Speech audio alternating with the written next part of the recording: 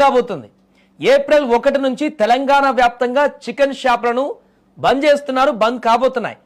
అసలు చికెన్ షాపులు ఎందుకు మూతపడుతున్నాయి? తెలంగాణలో చికెన్ షాప్ ఓనర్స్ అసోసియేషన్ తాజాగా ఒక సంచలన ప్రకటన చేసింది. దాని వెనుకున్న కారణాలు ఏంటో కూడా పూర్తిగా ఇప్పుడు చూద్దాం.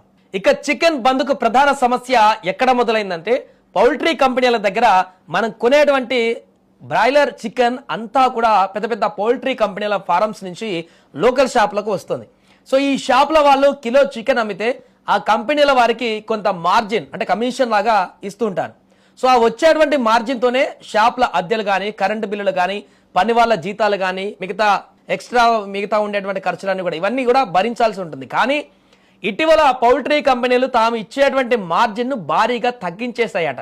దీనివల్ల ప్రతి కిలో చికెన్ అమ్మకం పైన షాప్ ఓనర్లు తీవ్రంగా నష్టపోతున్నారని వారు ఆవేదన వ్యక్తం చేస్తున్నారు.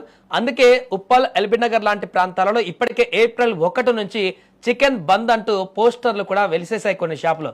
మరి వీరి డిమాండ్ ఏంటి? సింపుల్ గా చెప్పాలంటే కంపెనీలు తమ మార్జిన్ ను పెంచేంత వరకు ఈ నిరసన కొనసాగుతుంది అని అసోసియేషన్ స్పష్టం చేసింది. ఇక్కడ మనం ఒక బిజినెస్ లాజిక్ అర్థం చేసుకోవాలి. సమ్మర్ వస్తుందంటే చికెన్ ఉత్పత్తి తగ్గుతుంది, దానా రేట్లు పెరుగుతాయి, కాబట్టి ఆటోమేటిక్ గా చికెన్ ధరలు కూడా పెరుగుతాయి. కానీ ధర పెరిగినప్పుడు పౌల్ట్రీ కంపెనీలకు లాభాలు వస్తాయి తప్ప రిటైల్ షాపులకు వచ్చేటువంటి మార్జిన్ పెరగదు.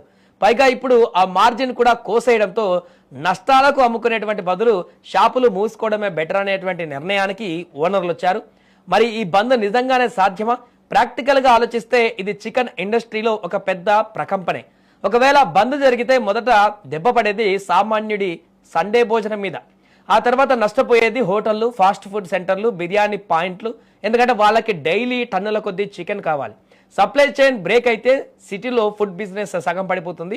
మరోవైపు కోళ్ల ఫారమ్స్లో తయారైనటువంటి చికెన్ను ఎక్కువ రోజులు నిల్వ ఉంచలేరు కూడా. కాబట్టి కంపెనీల మీద కూడా తీవ్ర ఒత్తిడి పడుతుంది. ఈ నేపథ్యంలో పౌల్ట్రీ కంపెనీలు దిగి వస్తాయా, లేదా చికెన్ షాపులు యజమానులు వెనక్కి తగ్గుతారా, లేకుంటే ఈ బంద్ 1 నుంచి అలానే కొనసాగుతుందా అన్నది చూడాలి.